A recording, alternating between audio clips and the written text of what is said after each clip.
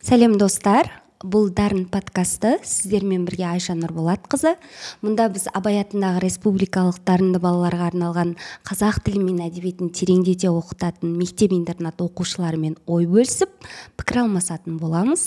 Шығарылымның алғашқы қонағы мектебіміздің 11-ші сынып оқушысы 4-ші республикалық Ділмар шешендік сөз өнері байқауының жеңімпазы, республикалық Абай оқулары байқауының 2-ші орын иегері, республикалық Мұқағали оқуларының 1-ші орын иегері және шығармашылық байқаулардың жеңімпазы Несіпбай Шәміл. Шәміл, қош келдің. Қош көрдік. Шәміл, енді өзіңізге қояр алғашқы сауалым. Жаңа оқу жылы басталып жатыр. Биыл бітіруші түлек атанып жатсыз. Жазғы демалысыңыз қалай өтті? Жазғы демалысым осы жазым мен өмірімдегі ең есте қалатын жаздардың бірі болды. Өйткені көптеген естеліктерге толды. Керемет. Мен бірінші интернеттен қайтқаннан кейін бірден ауылға бардым. Ауылда ата-апамның жанында, ауылдың өзінің керемет бір бөлік. Ал есте қаларлықтары осы Мұқағали оқуларына, өзім бала кезімнен 1-ші сыныптан армандайтын Қарасаз ауылына бардым. Осы уақытқа дейін бармағам, 1-ші рет бардым. Бір Мұқағалидың өзімен көріспесек те, Мұқағалидың жерімен, туған өлкесімен тілдесіп қайттық. Мен мұны қанша жыл болса да ұмытпайтындай сапар болды. Онан кейін өзім достарыммен көкжайлауға шықтық. Онан кейін кітап алдың жарыстарына қатысып, осындай дамушы ортамен де сұхбат құрдым. Сондай пайдалы дүниелермен өтті осы жазым. Ал қалған уақыттар ауылдың күйбең тіршілігімен. Жалпы жаз өнімді өтті, өзіңізге? Жақсы, керемет. Шәміл, биыл сіз 11-ші сынып оқып жатырсыз, мектеп-интернат өмірі ол өзгеше. Жай мектептерге қарағанда балалар ата-анасынан тыс, интернат жағдайында, жандарында ұстазы, тәрбиешісі болады. Жалпы өзіңіздің өміріңізде қазіргі күнге дейін осы мектеп-интернат өмірі қандай өзгерістер алып келді? Үлкен өзгеріс алып келді. Өйткені интернат ол адамның болмысына әсер ететін дүниеді. Өйткені сенің арқаңа жауапкершілік артылады. Сен тек өзің үшін өмір сүресің. Сенің маңдайың, самайыңнан сипап отыратын анаң болмайды. Қалағыңды алып беретін әкең болмайды. Өзің сол достарыңмен бір бөлмеде адаптация дейтін дүние бар ғой. Мысалы 8-ші сыныптар басында келген кезде көрпенің астына тығылып жылайды олар. Үйімді сағындым деп. Сондай сәттерде әлсіздері мектептен шығып кетеді. Шыдай алмай шығып кетеді. Ал қайраттылары қалады. Ал қалған үшін ол 2 жылдан кейін өкінбейді. Керісінше қуанады. Мысалы мен қуанам. Менде де ондай адаптация болды. Мен ауылға қайтқым келді. Оқымаймын деген ойлар болды. Үйдегілерге айтқан жоқпын, бірақ осы шығып кетемін ғой деймін. Ұнамай жүр. Одан да кезексіз асханаға кезекке тұрмай өзімнің үйімде айран ішіп жатпаймын ба деп сондай ойлар болды басында. Одан кейін мен керісінше қазір қуанам. Өйткені Алла қаласа келесі жылы универге түсеміз, 1-ші курс боламыз. Менің қатарластарым үйлерін сағынып жүрген кезде мен оған етім үйреніп кеткен. Тек қана ойым оқу болады. Ондай ештеңе алаңдатпайды. Интернет жалпы осындай өмірге үйрететін алғашқы баспалдақтардың бірі ғой. Өмірге үйрететін орта болды дейсіз, Орта болады. Әке-шешең жаныңда болмайды, бауырларыңда болмайды. Жаңа ортамен танысасың. Мысалы, мынандай таныстарым да болды осы интернетте. Өзінің үйінен шығып көрмеген, ешкіммен таныса алмайды, ашылмаған, тұйық. Сондай балаларды интернет ашады. Өйткені бір бөлмеде 4 бала жатады, 5 бала жатады. Әңгімелеседі, сырласады, сұхбаттасады. Онан кейін оның барлық ішкі жан дүниесі ақтарылады. ой өрес кеңейеді. Сөйтіп жақсы тұлға қалыптастырады да интернет. Ол жақта тәрбие, тәртіп барлығы қатаң түрде сақталған. Содан кейін ол өзіне жауапкершілік сезінеді. Сондай пайдасы бар. Шәміл, енді мектеп интернатта оқу пәндері де бөлек, иә? Біздің мектеп енді республикада қазақ тілі мен әдебиетін тереңдетіп оқытатын болғаннан кейін сіздерге арнайы медиа бойынша, шешендік сөз өнері бойынша және абай тану пәні тереңдетіліп оқытылады. Енді осы біздің мектепке келгенде балалардың өзі абайдың қара сөздерін, өлеңдерінен бастап талдап, мән мағынасын оқуға тырысады. Сіз өзіңіз біз әрине, бүкіл қазаққа хакім Абай ол ағартушы, ұстаз, ақын, ұлы тұлға. Бірақ біз әр адам одан өзінше алады, өзінше түсінік алады, өзінше қабылдайды деген сияқты. Сіз таныған Абайдың тұлғасы қандай? Жалпы Абай дегенде толық адам концепциясы бірден еске түседі. Ақыл қайрат жүректі бірдей ұста, сонда толық боласың елден бөлек дейді. Негізі біз Қизат ағай, Абайтондан Қизат ағай береді ғой. Қизат ағай әр сөздің тереңінен талдайды да. Бір өлеңді өттік жыртыс деген сөзді. Жыртыс деген бір сөзді 45 минут талдады. Айналдырып. Өйткені Абай ол терең. Абай терең. Абайдың бір сөзі де терең. Әншейін бір сөздің өзіне 45 минут арнағаннан кейін Абайдың оңай тұлға емес екенін ұғамыз. Бірақ сол ақылмен жұмыс істеп, қайраттылығын танытып, жүрегін тыңдаған тұлға ретінде көрем Абайды. Бірақ Абайтонда өткенбіз, Абайды толық адам деп көрмейміз деп ше. Өйткені Абай ол толық адамды айтқан адам ол толық адам емес деді да. Өйткені ол толық адам деген қасиет пайғамбарларға тән деген сөзді естідік. Бірақ Абай сондай толық адамға жақын қылып көрем өзім. Өйткені оның сөздері, оның өлеңдері тұңғиық қой. Мұхтар Әуезовтің сөзі бар ғой. Мен Абай теңізінен шөміштеп қана су іштім деп. Осы жалпы әлемде Абайды ең көп талдаған ол Мұхтар Әуезов қой. 4 том оның өмірін зерттеген. Мұхтар Әуезовтің өзі шөміштеп су іштім деп. Шөміш деген ожау ғой. Абай теңізінен Мұхтар Әуезов сөйтіп айтып тұрса, біз қасықтап та ішкен жоқпыз ғой. Ал оған өмірімізді арнасақ, оған ары қарай талдасақ, біз білмейтін дүниелер өте көп Абайдың бойынан табатын.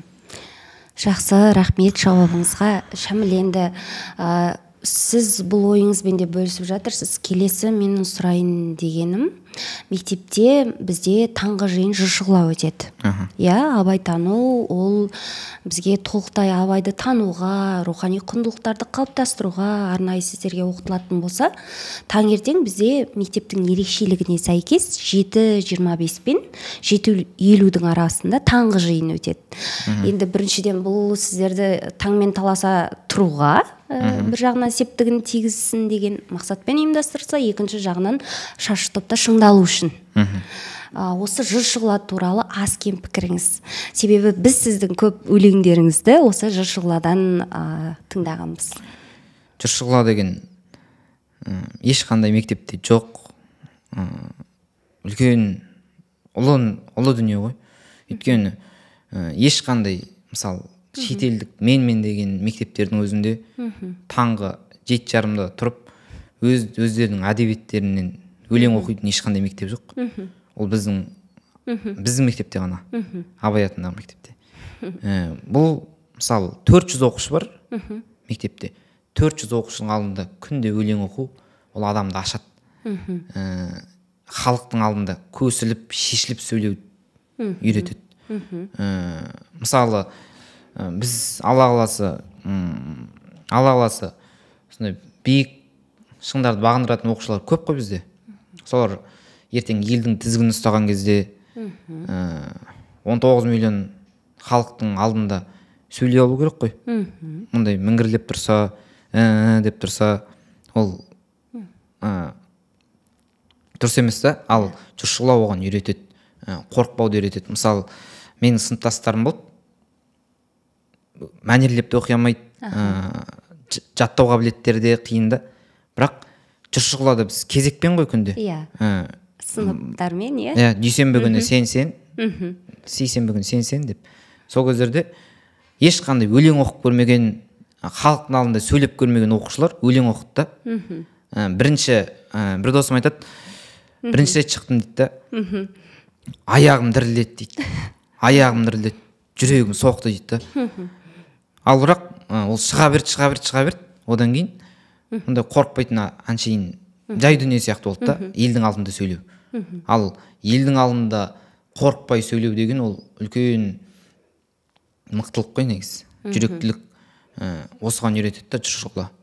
Дулат Тастекей айтқан сұхбатында. Біздің дарындықтарға журналистиканы оқып керек емес деп ше. Неге десек, өйткені біздің дарындағы оқушылардың бәрі журналист деп. Қорықпайды, ешкіммен кез келген адаммен сұхбаттаса береді, кез келген ортада сөйлей алады. Одан да басқа қырларын дамыту керек деп. Жұртшылау осыған тәрбиелеп қояды да. Демек, біз осы ретте мектебіміздің 8-ші сынып оқушыларына да осыны баса айтуымыз керек, иә? 8-ші сыныптар ойлауы мүмкін, 7:30-да тұрғызып, не істейді осылар өлең оқытып, не пайда? Одан да бірден сағат 8-де сабақ қалмаймыз ба деп, керісінше оған жұртшылыға шабытпен көру керек. Ол жұртшылығын өткізіп жатқан мұғалімнің өзін қадірлей білу керек та. Өйткені 7:30-да келіп 400 оқушының өлеңін тыңдау деген оңай дүние емес. Ал 400 оқушының алдында өлең оқу ол одан да үлкен нәрсе. Сол үшін осы 8-ші, 9-ші, 10-ші сыныптарда жұртшылыққа барынша қатысып, көрініп, пісіп, жетіліп, ертең мектеп бітіргенде кез келген адамдардың алдында сөйлей алуды үйреніп алу керек. Сөйлеу шеберлігін шыңдап, сенімін арттырса дейсіз, иә? Шәміл, біз осы жылы өзіңізбен Қарасазға барып қайттық. Жаңа өзіңіз атап кеткендей Мұқағали оқуларына. Сол Қарасазға барғанда, сізбен әңгімелескенде сіз айттыңыз, менің әдебиетке деген қызығушылығымды, кітапқа деген достығымды, кітаппен достасуыма тікелей себепкер болған менің әжем еді деген болатынсыз. Осы туралы толығырақ айтып кетсеңіз. Бұлай болған, мен 1-ші сынып оқып жүрген кезде кітап оқымайтын негізі. Бұлай жазып үйреніп, сөйтіп жүрген 1-ші сыныпта. Онан кейін нағашы әжемнің үйінде үлкен кітапханасы бар. Бір 1000-2000 кітаптың көлемінде кітаптар бар. Ол кісі өткенде 70 кетті алды. Сол өмірін кітапқа арнаған кісі десек те болады. Сол 1-ші сынымда маған Өмір өзен деген Мұқағалидың жыр жинағын берген. Мен алғам, одан кейін әпкем жаттатты да өлеңдерін. Жаттатты, жарысқа қатысасың деп. Мен ол кезде жатта дегеннен кейін жаттай берем ғой. Сөйтіп Мұқағалидың өлеңдерін жаттай бердім. Шәміл-ау, Фариза, әйелдер-ай дегендерін барлығын жаттадым. Сөйтіп жарысқа қатыстым, жарыстарға. Сөйтіп ары қарай өлең жаттаған ұнайтын болды. Мұқағалидың өзі сол кітапқа қызығуыма үлкен себепкер тұлға. Жақсы, енді Шәміл, менде мынандай сұрақ туып отыр өзің айтқаныңнан. Сіздің есіміңіздің Шәміл деп қойылуы сол Мұқағалимен қатысы бар ма? Өйткені сізді көрсем, енді менің есіме Шәміл-ау, Шәмші қайда деген өлеңдер еріксіз еске түседі. Ол жағын нақты білмедім, негізі атам қойған ғой. Бірақ не үшін өйтіп қойдыңыз деп сұрамаппын. Сұрамаған. Бірақ Мұқағалидың өлеңіне қатысы жоқ негізі. Жақсы. Өздері. Жақсы. Бірден жаңа әжеңіздің сүйіп оқыды, Мұқағалидың кітабын табыстады, маған берді деп жатырсыз ғой. Содан сұрап жатқан. Бәлкім Мұқағалидың жалғыз достан сен қалдың деп Шәмілге айтқан өлеңдерінен емес пе екен Шәмілге деп, содан деп. Сол Мұқағалидың сол кітабын бермегенде мен қазір өлең жазбайтын едім деп ойлайтын. Өйткені өлең деген ұғымды, өлең деген нәрсені сол өмір өзен деген кітап көрсетті да маған. Өлең деген бар деген дүниенше. Мен одан бұрын андай тақпақтар жаттап сондайлар болды. Сол ең бірінші оқығаным Мұқағалидың поэзиясы. Поэзиясы болды, иә? Мұқағалиша жаза бастадыңыз. Және үйтіп айта алмаймын мен Мұқағалиша деп. Алғашқы жазған өлеңіңіз есіңізде ме? Алғаш жазған өлеңім тарих былай болған. Менің ағам 4-ші сынып оқыды ол кезде. Мен ол кезде 2-ші сынып оқыдым. Сынып жетекшілері аналарыңа өлең жазып келіңдер деп тапсырма береді. Одан кейін мен ағам сондай жазады да өлең. Жазды, андай бояп, конвертке салып, жүректермен, гүлдермен сөйтіп бояп, әдемілеп, сөйтіп анама, апама сыйлайды ғой. Мен де қызықтым да, мен неге сыйламаймын деп ше, мен де жазамын деп. Сөйтіп мен жаздым да. Ол кезде ұйқыға сондай ештеңе жоқ. Өлең деп сөйтіп істеп, барлық үй ішінің барлығына жазып шыққам. Ол конверт әлі тұр. Сол себеп болды ең бірінші жазған өлеңдерім сол. Еліктеп, иә? Иә, еліктедім. Ағама еліктедім. Сол ағамның сынып жетекшісі тапсырма береді. Мен ағамнан көрем, сол кезден бастап өлең жазам. Одан бұрын тек өлең жаттап жүрдім да. Анаға арнадыңыз алғашқы өлеңіңізді? Анаға, сол алғашқы өлеңдерім анаға, апаға, атаға, әкеге. Осы 4 өлең. Сіз Мұқағали оқуларында тәж деген жинағыңызды ұсындыңыз. Атауы керемет қойылған. Негізі оны бұрыннан өзіңіз ойлап жүрмедіңіз? Негізі өлеңдерімді Алла қаласа жинақ шығарамын деп жоспарда бар. Иә, бұйырса күтеміз. Тәж деп қоямын деп өзім жоспарлап жүргем. Сол Мұқағалиға жинақ керек болды дегеннен кейін солай тәж деп аяқ асты жасап қойып сөйтіп барғанбыз. Негізі бірақ ресми түрде ол кітап шыққан жоқ. Бұйыртса осы жылы шығатын шығар деп күтеміз. Сізден міндетті түрде. Енді Шәміл ақындардан, жалпы жазушылардан, немесе жалпы кімдердің кітабын оқисыз? Мен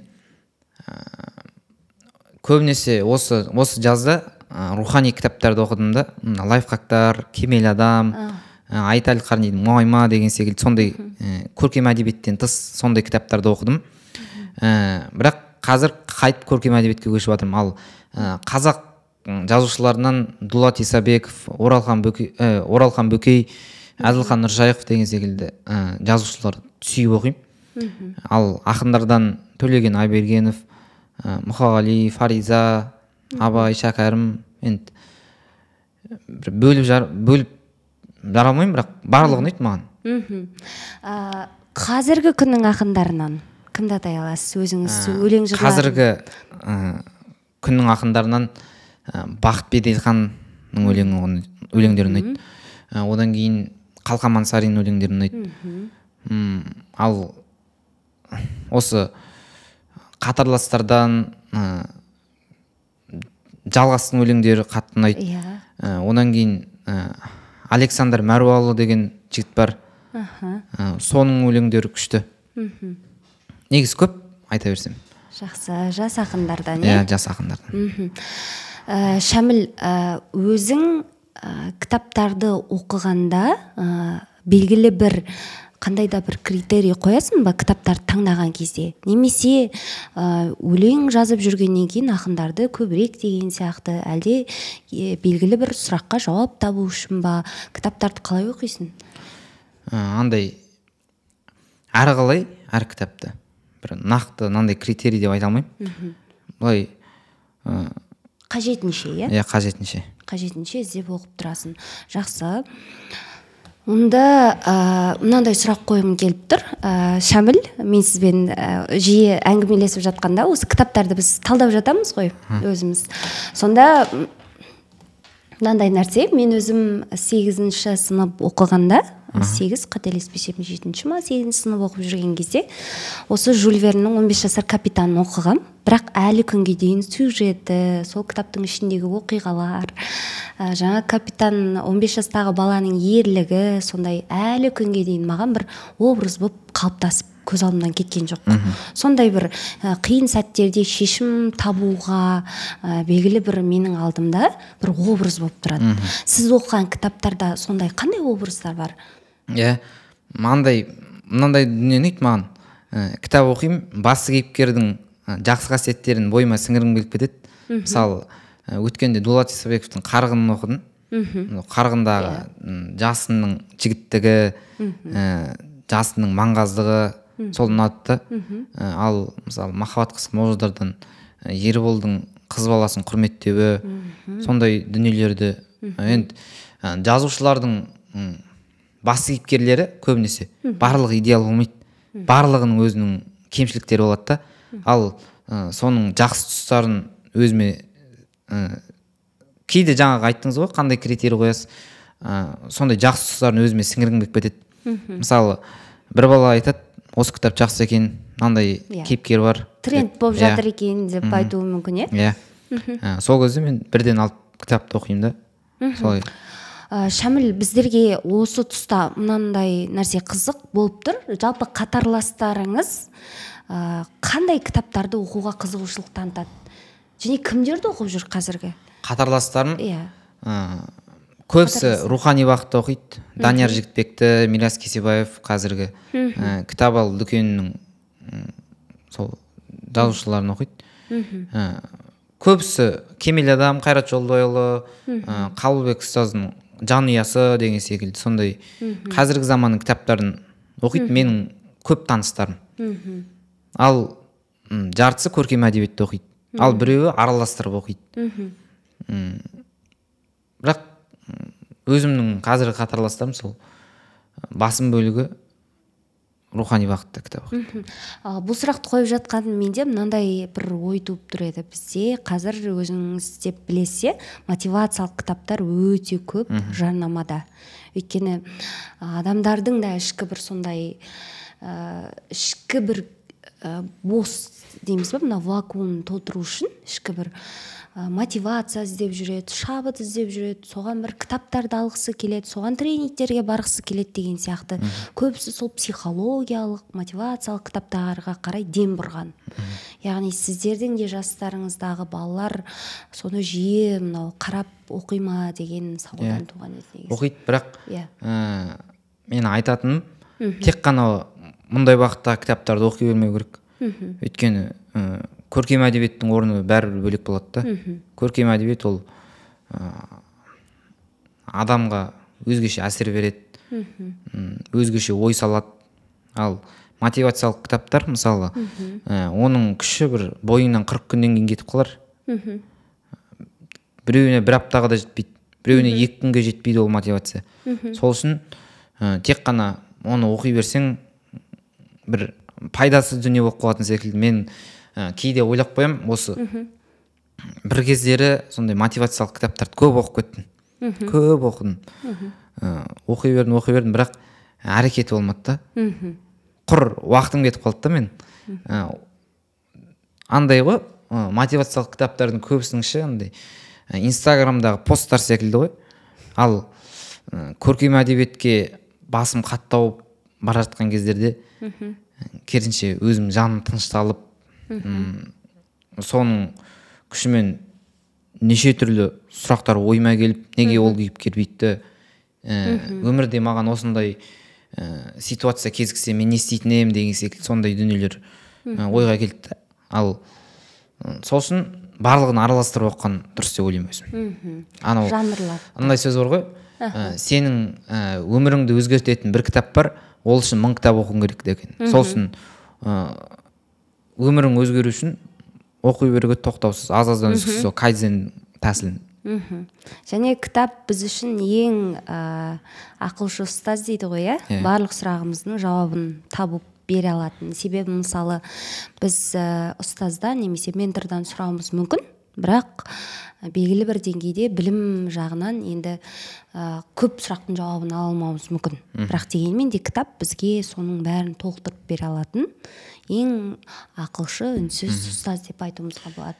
Қазір бір андай кеудемде бір қуаныш кернеп жүр, өткенде кітап жәрмеңкесі болды ғой. Иә, кітап фест, иә.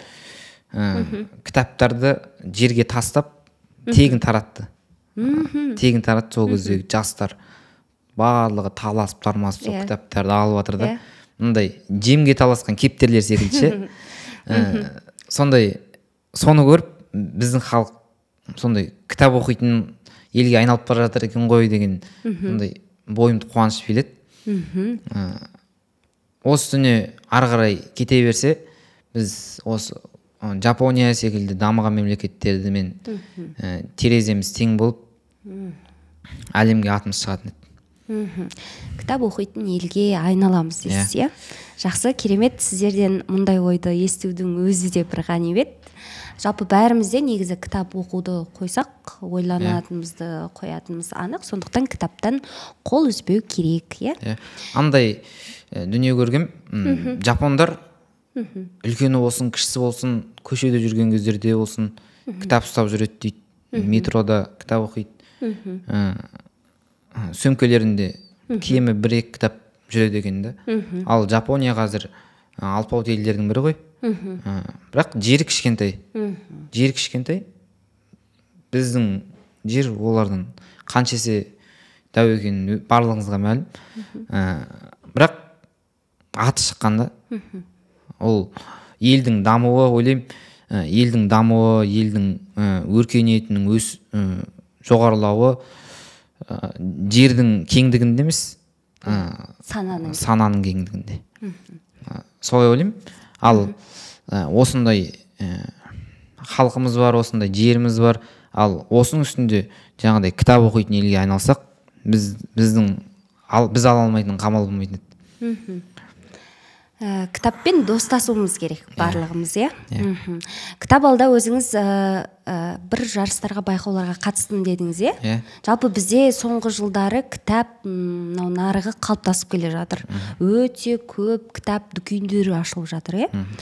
Өзіңіз арнайы, сіз кітап құмар оқушылардың бірісіз. Арнайы кітап аламын деп жиі барып тұрасыз ба дүкендерге? Иә, жиі барам. Арнайсыз ба күніңізді оған? Арнайы? Иә, мынау күні барам деп. Мынандай өзім алғым келіп жүрген кітаптардың тізімін жазып қоям. Одан кейін сол қаражат жағынан жеткілікті болса, баруға мүмкіндік болса, бірден барып алам. Көбінесе сол кітап алмай меломанға барам.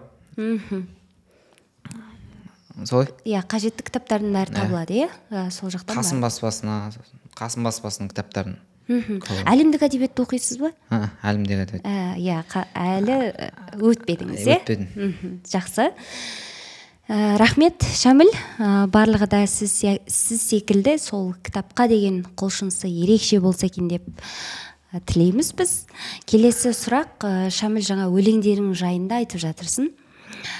Сол біз Мұқағали оқуларына барған кезде «Шоколад» дейтін өлеңді оқығансың, иә? Сол өлеңнің тарихы, мен шынымды айтсам, қызықтырды. Әдетте барлығымыз шыққанда, тіпті мен өзім алғаш сіз сол өлеңді оқыған кезде ойладым, қазір бір тәтті туралы болуы мүмкін, астарында қандай дүние жатыр екен деген сияқты. Бірақ кейін сіз оқып берген соң біз өлеңнің астарында тіптен басқа идея жатыр деген ойлап қалдық. Солай идея бар екен деген сияқты. Негізі ол қайдан туды «Шоколад» дейтін өлең? Оның тарихы былай болған. Негізі өзім бізде асханада күніне Қазақстан шоколадын береді ғой. Күнде береді.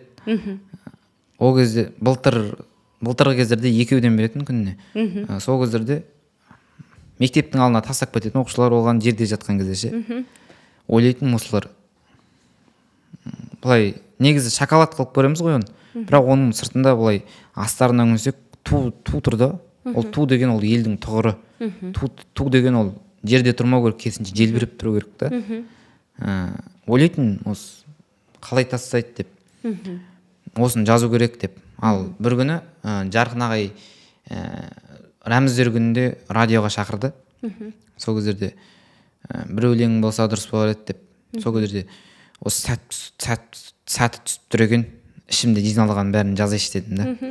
Сөйтіп автобуста отырып жаздым барлығын. Сол атын Шоколад деп қойдым.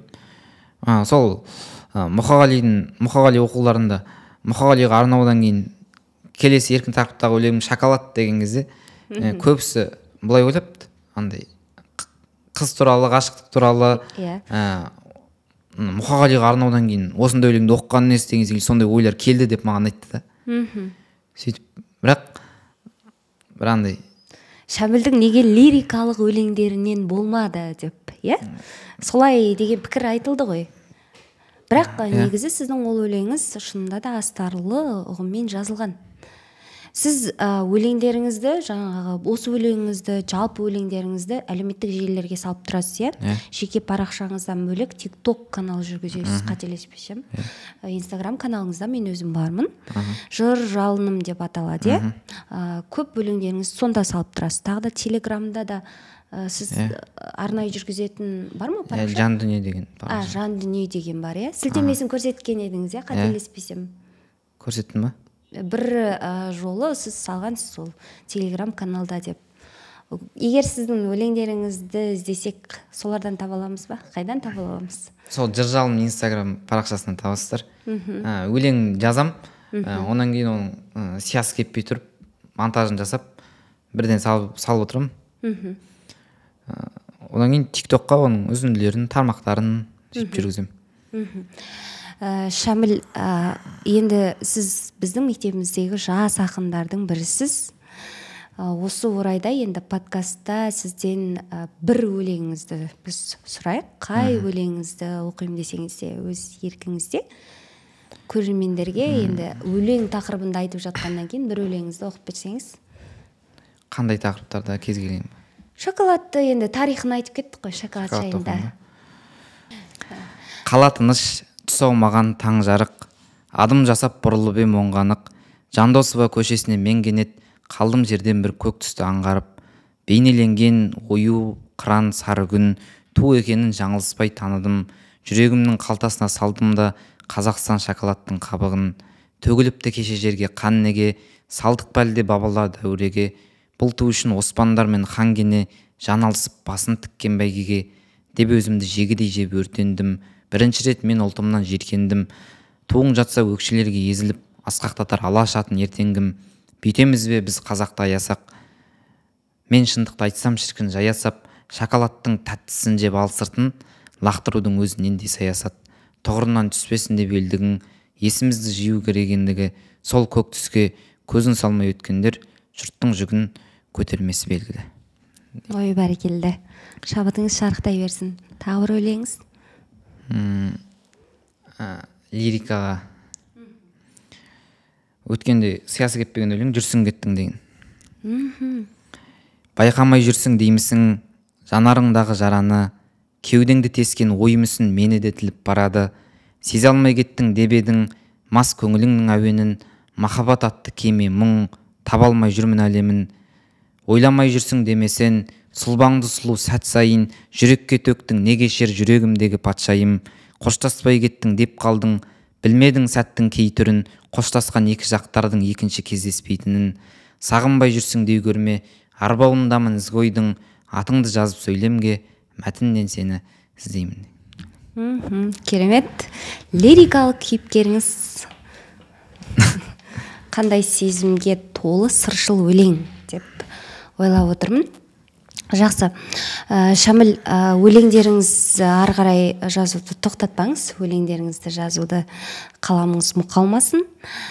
Келесі әңгімеге қарай ойыссақ, енді сізбен әңгімелесіп қалғанда фильмдер жайында да айтып жатасыз.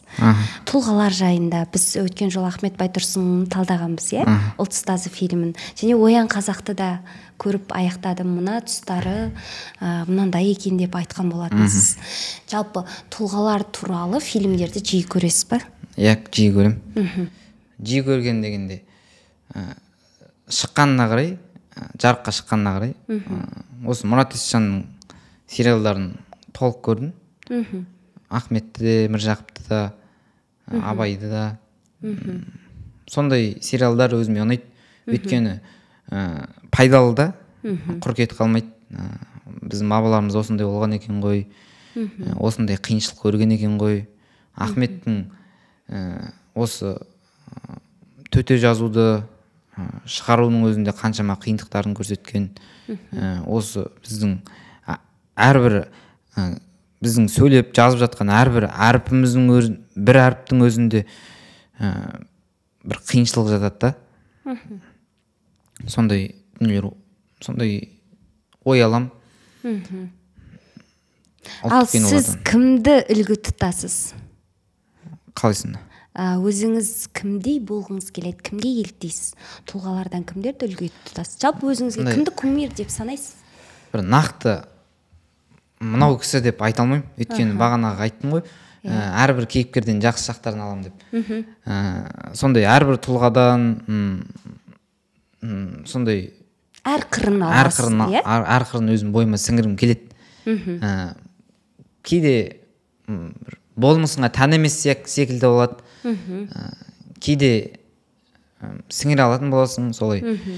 Бірақ тек қана мынау тұлғаға еліктеймін деп айта алмаймын. Өзіңіз әр қырынан әр тұлғаны бір, иә? Мысалы, Абайдың ойын алғың келеді, Мұқағалидың өлең жазу стилін алғың келеді, Фаризаның өлең жазғандағы нәзіктігін алғың келеді. Сондай кішкентай дүниелер ғой. Жақсы. Ал өлең жазғаннан бөлек, мынау мектепте бізде сабақтардан бөлек қандай қызығушылықтарыңыз бар? Спорт жағынан стрит воркаутқа, жүзуге, одан кейін сурет салғанын ұнатамын. Сондай бос уақыттарда айналысам сондай дүниемен. Бірақ бәрінен сол өлең жазған ұнайды, барлығынан. Өлең жазсам демаламын дейсіз ғой, иә? Сіз үшін таңға тыныштық сыйлайды. Қай уақытта жазасыз? Шабыт келгенде ме, жоқ белгілі бір ақындар сияқты әлде? Бір өлең оқып берейін, содан түсінесіз. Жақсы. Қатты солып кетіп пе қас қабағым, қиналып жүр ғой деме босқа жаның, мақтадан мамық көрпе ұсынсаң да мен түнде шабытымды жастанамын. Келгесін жұлдыздарға сырымды ашқым, ұйқысыз қара аспанмен сыбырластым, себебі түн адамнан сенімдірек, пенде шіркін құбылар, құбылмас түн. Көп ойдан мендік көмей мән күтеді, солай мен қарсы аламын таңды тегі, ел дөңбекшіп жатқанда есім білмей, менің қалам сабыма жан бітеді. Кеш ауды демек жерге шашылдар-ай, демалмай жай жатады басым қалай, жоғалып кеткен достан жақсау сірі аспанның кеудесіне асылған-ай. Түн менің мұңымдығар, жырымдығар, десек те дес бермеген бұрынғылар, жарыққа шығады әлі деп кетіпті қараңғыда жазылған туындылар. Керемет, бәрекелді. Демек, мен өзім өлеңдерімдемін дейсіз ғой? Түнде. Иә? Сіз туралы іздесек, өлеңдеріңізден оқып, өзіңізді тани аламыз. Жақсы, рахмет, Шәміл. Жазарыңыз көбейсін. Шәміл, енді подкастымыз аяқталуға да жақын. Подкасттың соңын былай деп аяқтағым келіп отыр. Жалпы біз кейде бір сөзді, не қанатты сөзді ойымызға түсіргенде, алғанда, одан шабыт аламыз, қуат аламыз. Сіздің сондай жаныңызға тыныштық сыйлайтын, шабыт беретін өзіңізге қандай бір сөз бар сондай? Анамның бодам дегені, әкемнің ұлым дегені, сондай өзімнің жақындарымнан естіген жылы сөздің барлығы шабыт береді, барлығы қуат береді. Үміт, сол олардың артқан үміттері барлығы кітапта, сол мотивациялық кітаптан қарағанда сондай кішкентай сөздер маған күш қуат береді. Сол энергия көпке дейін жетеді. Жақсы, онда сізге де ботам деп аяқтайық, иә? Жазарыңыз таусылмасын. Бүгін бізге ой бөлісіп, пікір бөліскеніңізге көп рахмет. Ал құрметті дарындықтар, келесі жолы шығарылымда кімді қонақ ретінде шақырғыларыңыз келеді, немесе кімді қонақ ретінде көргілеріңіз келеді, біздің комментарийға осы видеодан соң жазып кетіңіздер. Тыңдағандарыңызға көп рахмет. Сау болыңыздар. Сау болыңыздар.